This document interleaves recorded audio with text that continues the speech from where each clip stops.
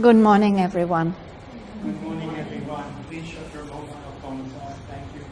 We're reading in Book 1, Canto 2, The Issue. We're coming towards the end of this canto. Last week, we read up to page 19, line 298. Quench with black despair the God-given light. So we'll start from the next line there. You think we read the next 4 lines? Patched not with failure, bargain, or compromise. That's where we start.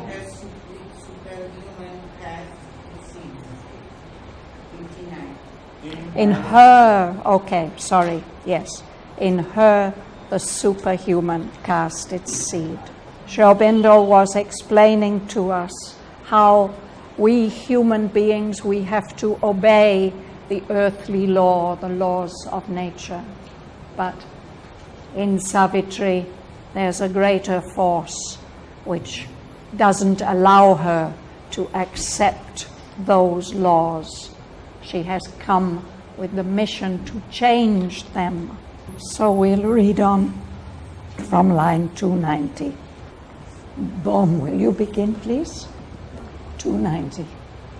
Inapt to form its mighty waves of wind, or still refused to come does not so, or finding all life to goldenly grow, compound with earth, top from the fairy list, or quench with the black despair, the God-given light, accustomed to the eternal and the good.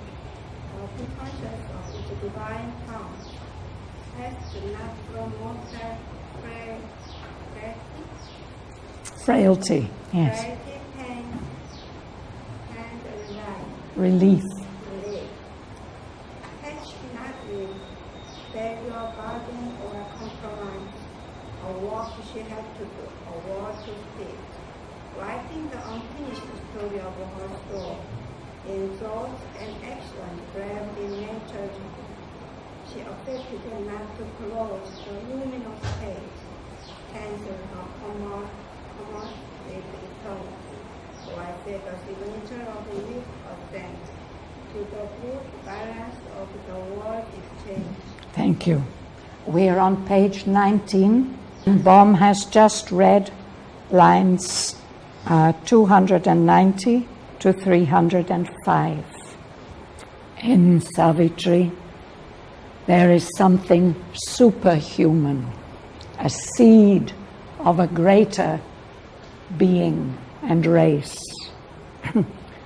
So her spirit is not used to folding its mighty wings of dream that carry it high into the superconscious worlds. Her spirit refused to hug the common soil, to remain fixed to earth. No? It refuses to compound, to make an agreement or a compromise with earth. We might do that if we find that circumstances or fate have robbed our life of all its golden meanings. But even though she is faced with this destiny of Shraddhavan, that he must die, she refuses to compound with earth, and in that way have her name struck off, crossed out in the starry list, the list of great souls carrying the truth. She will not quench the God-given light that is within her. She will not put out that light the way we quench a candle with black despair. Her being is accustomed to the eternal and the true, and it is conscious of its divine founts, the sources of divine energy within her.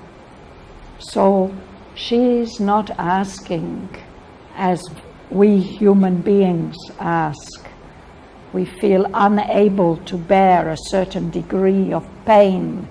We will beg for relief from that pain.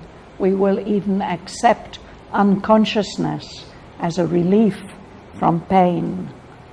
But she doesn't ask that. She patch not. She doesn't make any compromise or agreement with failure.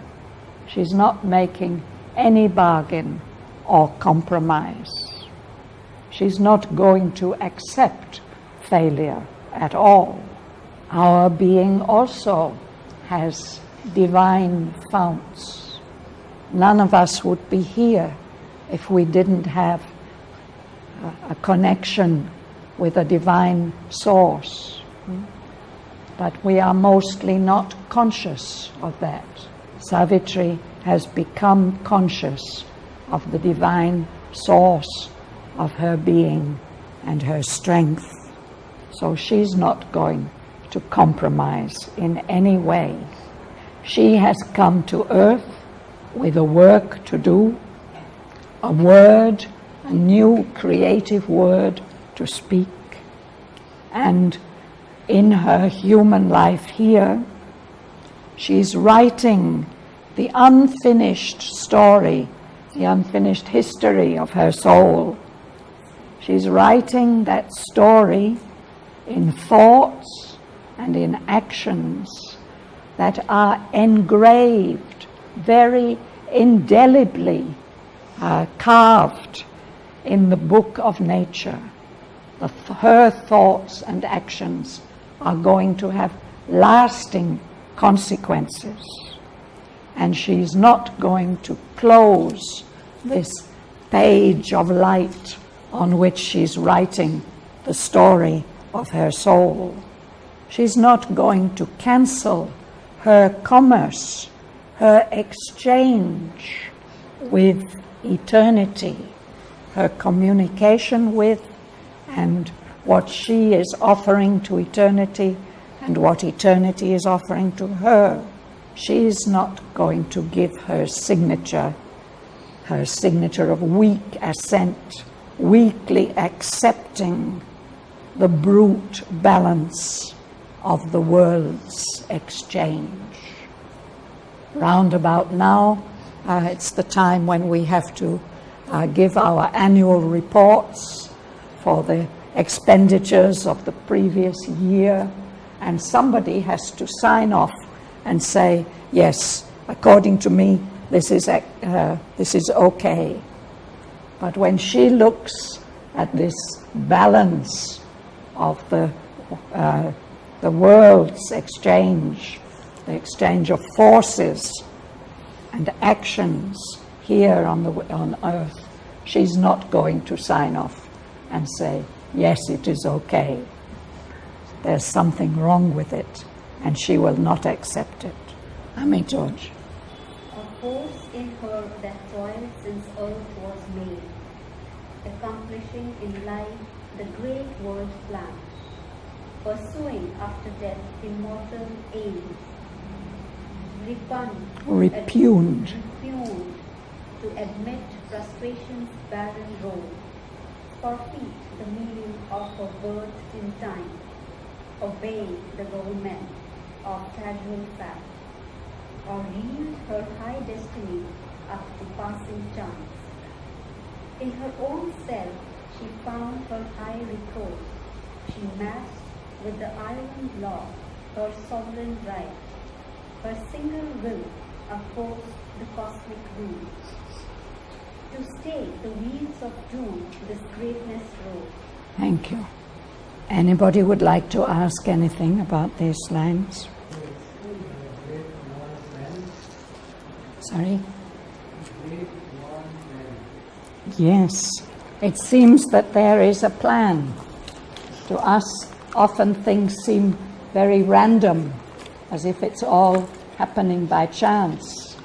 But according to Sri Aurobindo, there's a plan behind all this. Looking for my throat pills, but they're not here. So in Savitri, there's a force which has been working since the very, very beginning of the creation, since the world began, since Earth was made. And that force, oh, here they are. Thank you. Just one.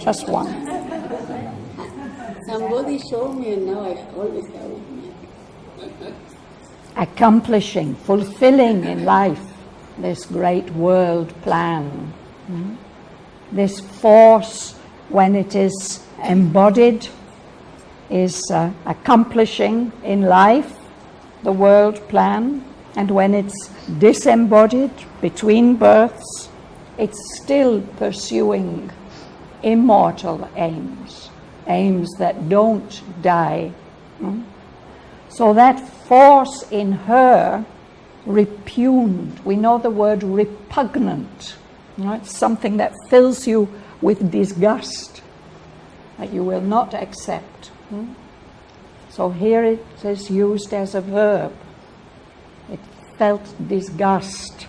It refused to accept the role of frustration. She's not going to accept failure or defeat. That's a barren role which her spirit will not accept. She will not forfeit. If you fail or if you are proved wrong, then you may have to forfeit, to give up something.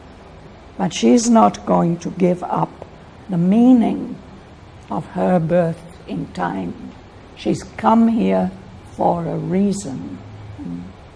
She's not just going to accept to do something because chance fact, casual fact, seems to make it necessary. She's not going to yield up her high destiny to passing chance.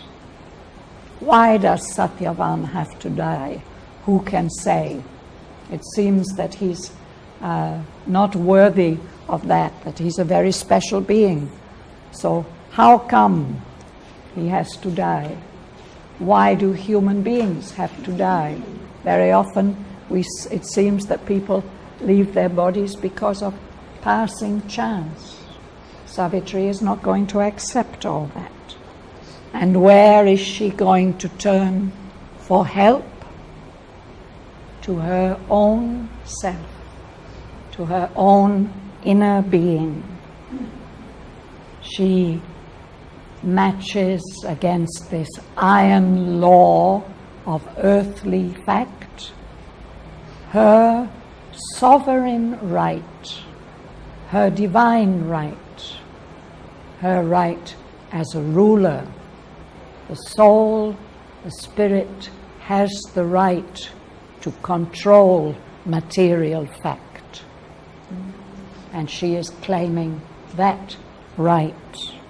She's setting her single will as a single individual against the cosmic rule. There's a rule that everything that's born must die. She is opposing that rule. And this greatness, this force in her rises up to stay, to stop the wheels of doom, of dark fate.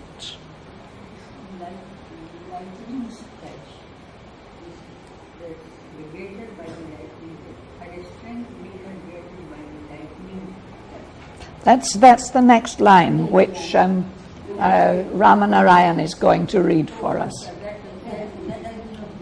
He's going to read it now. At the unseen knock upon our hidden gates, our strength made greater by the lightning's touch. Awoke from slumber in our hearts, he says. It goes a stroke of that which kills and saves across the awful mouth no eye can see, bearing its dreadful robe no will can change. She faced the engines of the universe. A heart stood in the way of the driving wheels. Its giant workings posed in front of a mind. Its stark conventions met the flame of a soul. Thank you. This news that comes to her, that the man she loves is doomed to die in 12 months' time. That's like a stroke of lightning. It's like a message from the divine. The unseen is knocking at her gates and warning her that it is time for her inner strength to wake up. It's sleeping there deep in her heart. But this great challenge forces it to wake up. Her strength has to be strong enough to bear this great blow. And these blows that come, they can kill us or they can save us. If they wake up the strength which is within us, they save us. So because this strength in her rises up, she's able to face all this cosmic machinery, all this determinism, everything that says that this is how things have to be. It's as if that machinery is a great locomotive marching forward across the awful march. We can't see it happening, no? And that's marching on a route which none of us can change. It says no will can change. At least it looks like that. Savitri faces all this inevitability of the universe, and her heart refuses it. She stands in the way of this awful march, and the machinery pauses. Its giant workings paused in front of a mind, a human consciousness. Its stark conventions met the flame of a soul. Conventions, the word means that they are things that we agree on. It's not really a law. It's not really an imperative. They're just things we agree that, oh yes, it has to be like that. And some of those conventions are very stark. But in this case, the flame of a divine soul is just barring the way and saying, no, it does not have to be like that. Lorraine. A magic leverage. A magic leverage suddenly is caught that moves the veil, ineffable's tiniest wheel. A prayer, a masquerade, a key idea can link man's strength to a transcendent force. Then miracle is made the common rule. One mighty deed can change the course of things. A lowly thought becomes omnipotent. Thank you. This is a very, very important message that Sri Aurobindo gives us in these few lines. There's a debate amongst philosophers and others who've become aware that there seems to be a transcendent realm beyond, you can say, the boundaries of this universe. But there are some things which seem to be eternal. Perhaps we could say the notes of music or the numerals the laws of mathematics, of logic, and it seems then that those things cannot be changed by any human will or intention or effort. So the laws of physics, things like that, they seem to have been fixed and they can't be changed. So is it possible for us as human individuals to have any effect at all upon that transcendent realm? We may feel its action on us, but can we do anything to modify or change it? And Sri Aurobindo answers this here. He says what can happen is that a magic leverage suddenly is caught that can link man's strength with a transcendent force. A connection can be made between a human individual and that supreme force. Because after all, that is where we have come from. We have a link. We have to activate that link, or at least in extreme situations, we may have the possibility of activating that link and finding that magic leverage. The word leverage makes us think of the great ancient Greek engineer Archimedes. No? He said, give me a firm place to stand, a lever, a fulcrum, I can move the world. So Sri Aurobindo's talking about that kind of leverage, that firm place to stand where you can move the world. No? Here he says that can move the timeless will of the veiled ineffable. It seems as if the creator of this world has decided on certain rules and conditions. Can we make him change his mind? It says that we can move his will through a prayer, a master act, an act of tremendous nobility and strength, or even a tremendous idea can link man's strength to a transcendent force.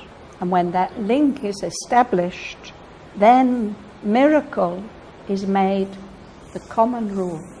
The mother has explained about miracle. She says what we think of as a miracle means the intervention of a force from a higher plane. You drop a stone, it's going to fall. Nothing can stop it. But if somebody puts out a hand and catches it, that's the intervention of a conscious will. And that kind of thing can come from other planes. If it comes from the transcendent, then it's really a miracle. One mighty deed can change the course of things. Things seem to be fixed, inevitable, all the conditions are set up. It couldn't be otherwise. Something is done which changes the course of things. A lonely thought, the thought of somebody apart from the world, sending out a thought that can become all-powerful, can have an amazing effect. I feel very sure that Sri Aurobindo has intervened several times in world history like that. Yes? But while you were explaining, Stephen Hawking. You thought of Stephen Hawking, yeah. In that transcending being dead, somehow alive and traveling into other realms. And then Yes, this can happen when we go beyond just our physical being. No? He was is totally handicapped physically, but he's been able to transcend that with the working of his mind and his will. He must have a very strong will.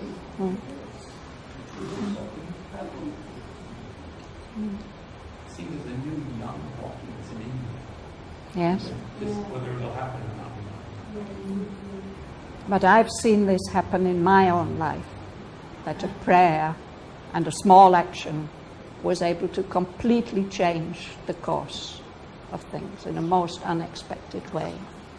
So I know this is true. Who's next? Sudha. Yes. All now seems nature's mass machinery, and endless servitude to material being, and long determinations resist change, a firm and changeless habits keeping law, a empire of unconscious just device, annul the aim of man's free human will. Into the machine ending machines.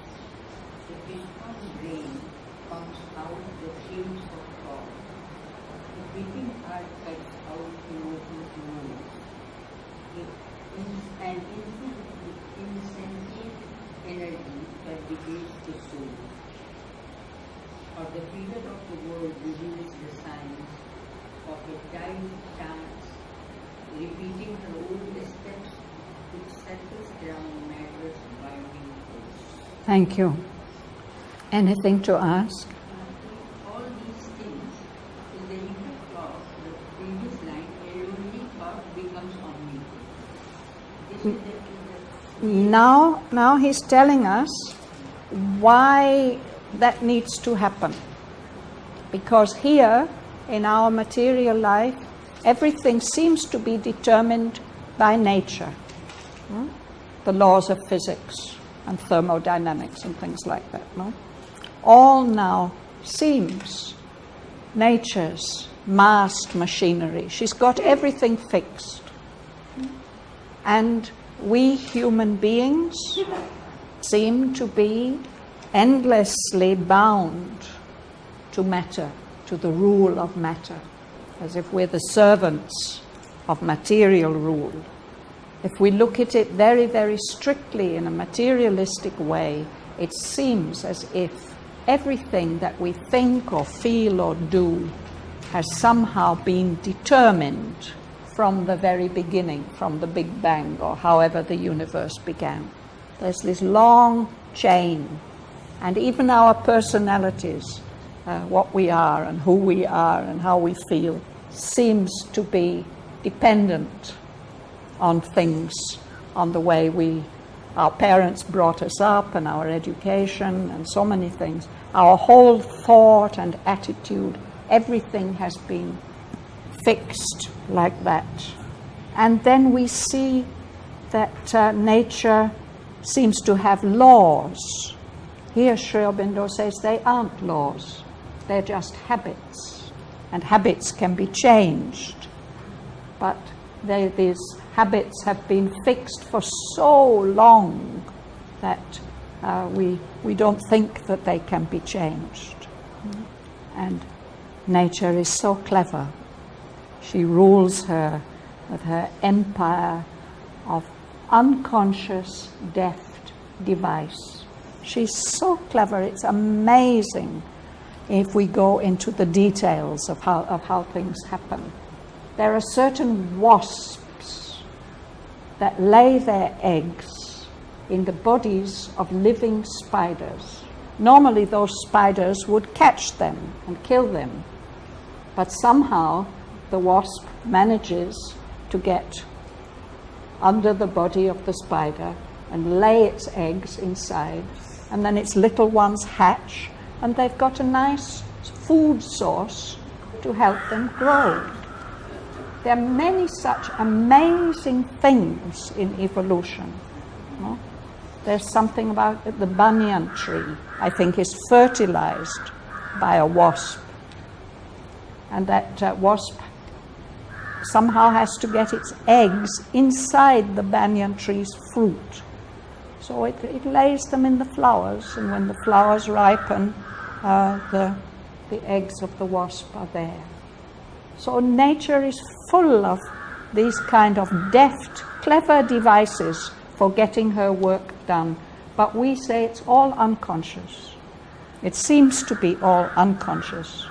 Nobody has thought it out. Just nature has done it like that. No?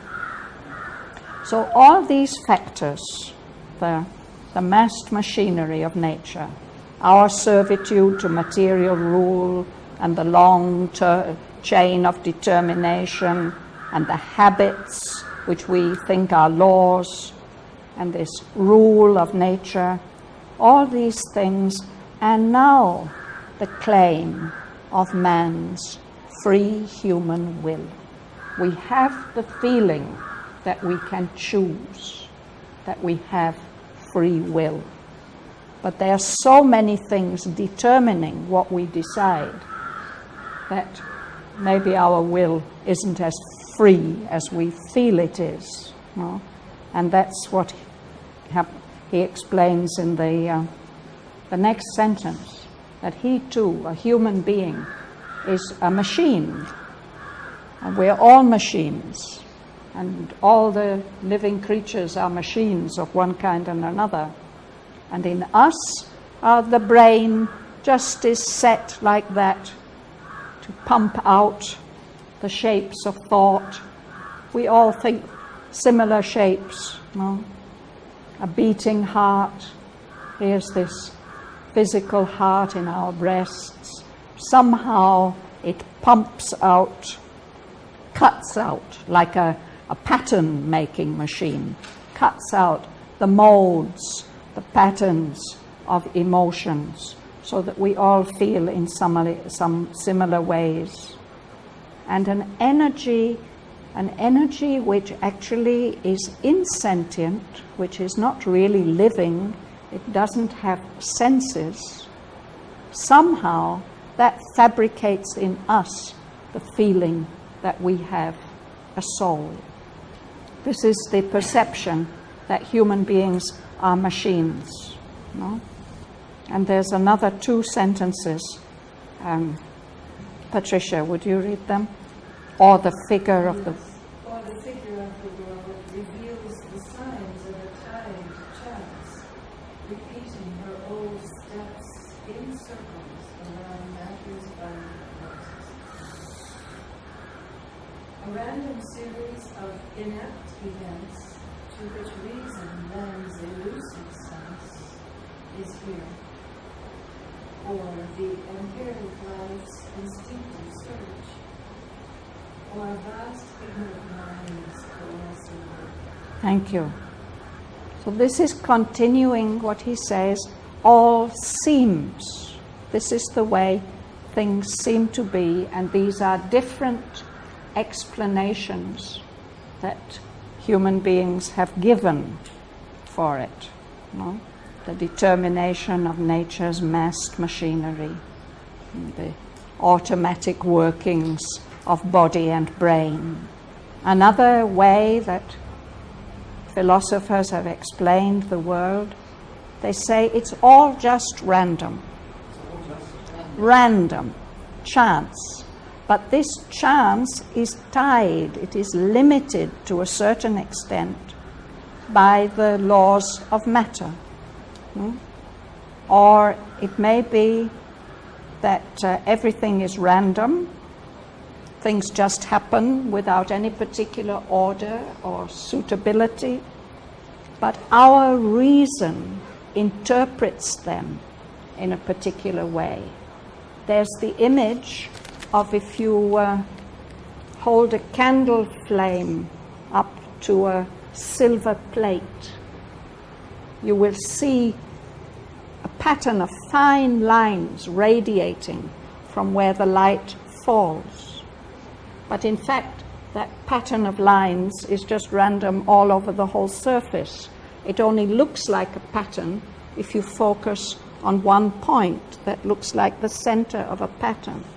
So our reason perhaps does something like that. We focus it on these random events, and then we interpret them in a way that makes sense to us. No? But that sense is illusory. Or other people have said, it's just the life force. The life force always experimenting and trying things out. The empiric life's instinctive search. Or perhaps everything that is here is the work of a vast, ignorant mind. A mind that doesn't really know what it's doing. There are philosophers, probably we could put names to the philosophers who have explained things in these ways. But then Sri Aurobindo tells us it's not quite like that. Slava, line 351, but wisdom comes. Don, would you read? But wisdom comes and vision grows within. Then nature's instrument crowns himself her king. He feels his witnessing self in conscious power. His soul steps back and sees the light supreme. The Godhead stands behind the brute machine. This truth broke in a triumph of fires. A victory was won for God in man. The deity revealed his hidden face. The great world mother now in her arose. A living choice reversed fate's bold dead turn. Affirmed the spirit's tread on circumstance. Pressed back the senseless dire revolving wheel and stopped the mute march of necessity. A flaming warrior from the eternal peaks and power to force the door denied and closed, smote from death's visage its dumb absolute and burst the bounds of consciousness and time. Thank you. End of example. So this is a completely different view when wisdom comes. Inward vision. Vision which is seeing inside.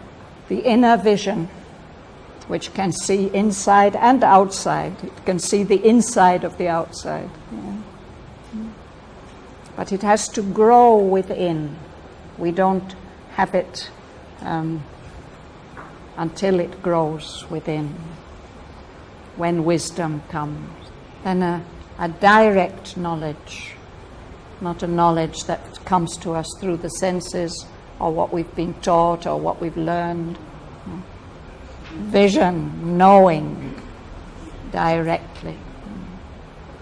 The individual who was the tool, the instrument of nature, becomes able to rule nature, not just to be used. No?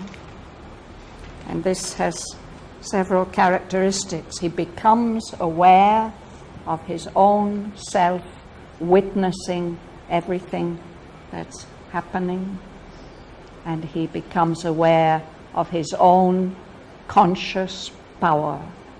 And then his soul steps back from its identification with the instrument and sees the supreme light, the light supreme, Jyoti Parasya.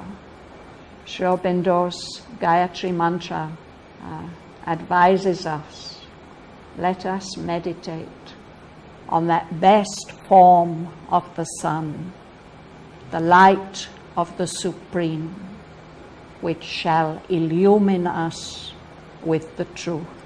And he says, he has written that while the traditional Gayatri calls for the illumination of the mind, his invocation, his Gayatri Mantra is for the illumination of all the planes and parts of the being. The light supreme, which shall illumine us with the truth. So when his soul steps back and sees that light supreme, he knows that a Godhead, a divine person, is standing behind this mass machinery of nature.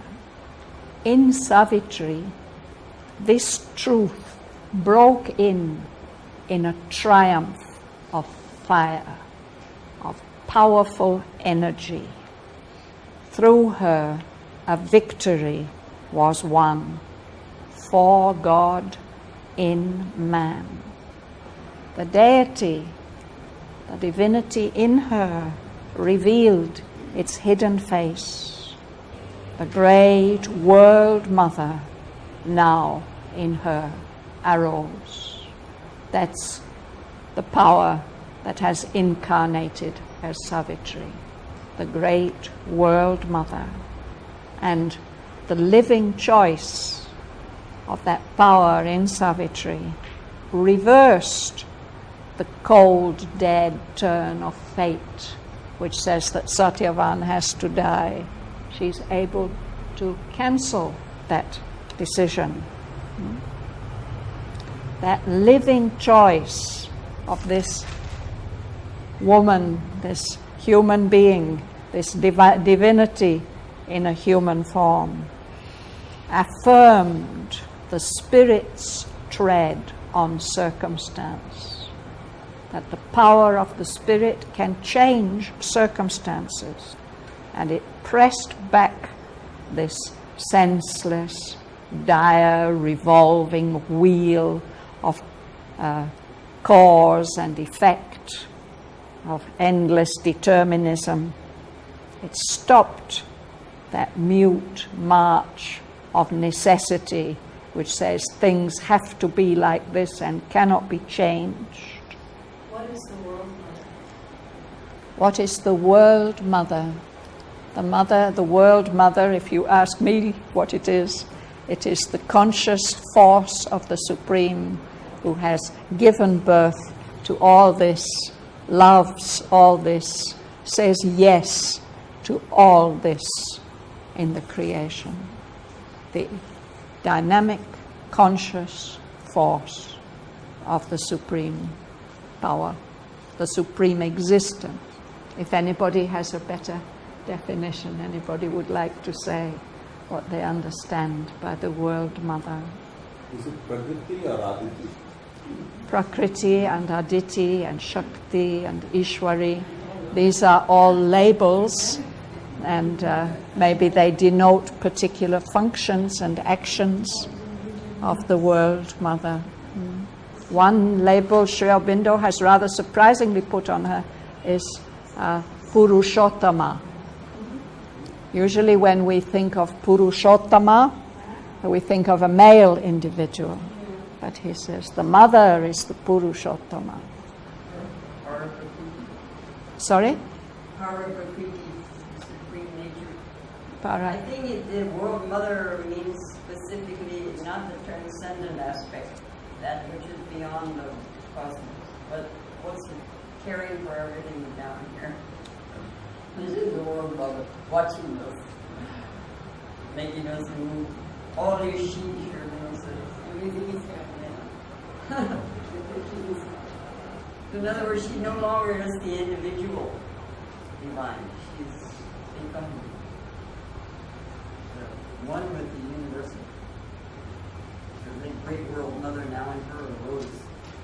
That's described at the end of Book 10, Canto 4.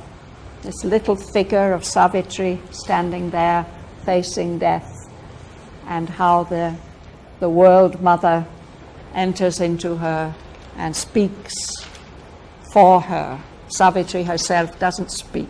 The world mother speaks to death and says, stand aside.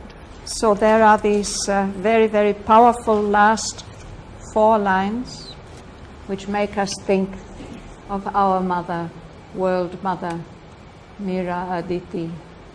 A flaming warrior from the eternal peaks, empowered to force the door denied and closed, smote from death's visage its dumb absolute, and burst the bounds of consciousness and time. In the context of the poem, we can say that Sri Aurobindo here at the end of these introductory 2 cantos is telling us very, very powerfully that Savitri is going to be successful in her mission. We don't know exactly when these lines were written, or I don't know exactly when these lines were written. Probably Richard Hartz could tell us. But when we read them and when we look at the image that the mother has made for these 4 lines, we can't help thinking of her great action on 29th February 1956, when she's described how she found herself standing in front of a huge closed door, and she was told the hour has come. And then she lifted up a golden hammer and struck 1 blow on the door, and the door opened, and all the supramental power and force came pouring down on the earth. Shraddhavan, would you care to comment on some of the forces that he seems to identify as, chance, necessity, this revolving wheel, and that is karma, I think? These are the Karma, determinism, yes. And the point he's making is that she is going to break it. Yes, these are part of nature's massed machinery, aren't they? This interplay of necessity and chance, which he refers to several times in the poem. What is fixed and what seems random, and then the determinisms playing within different limits. But supreme above all these is the ineffable, the Purushottama, the supreme. And he is showing us, I think it's an important part of his message, that an individual human being can link with that supreme force, because that's where all of us have come from.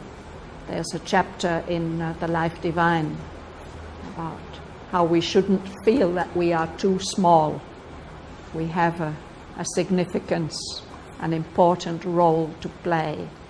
And it's another theme in this poem, is the role of humanity, the role of the individual, but also the role of the human race, that we have a role to play, a responsibility. We shouldn't just accept this picture that nature gives us of being annulling man's claim of free will. Our will is one of the forces that is at play in the balance of the universe, and we may be able to tip the balance at certain points. I just found that section on page 666 where she tells death to stand aside. Yes. It's so powerful. Mm. I want to read that. You want to read it? But it's quite long, huh? No, there's more than that. I hail the Almighty and victorious dead. There's this beautiful description on page 664 of, yes. Here she really shows her power. First she praises death. She tells him who he is, and then she tells him to stand aside.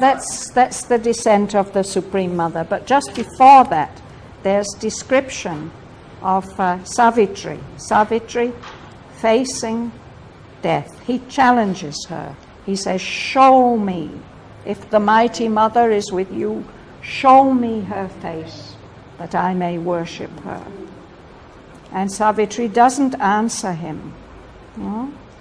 A mighty transformation came on her. It's line 844. And the incarnation thrust aside its veil. So She's still there, a little figure in infinity, that incarnation, the human Savitri.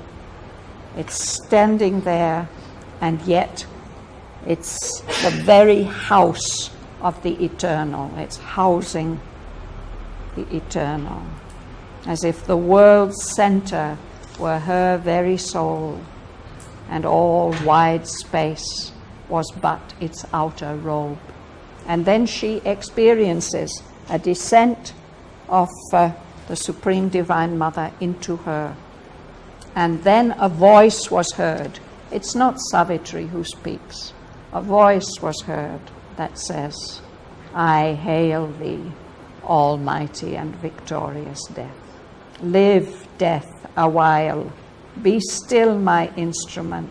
But now, O timeless mightiness, stand aside and leave the path of my incarnate force. That's Savitri.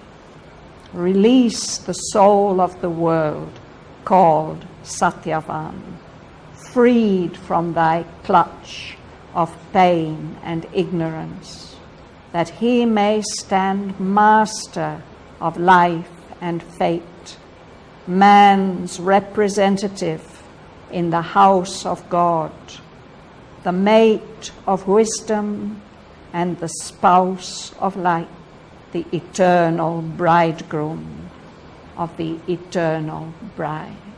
And he still resists. The mother has to put her force on him.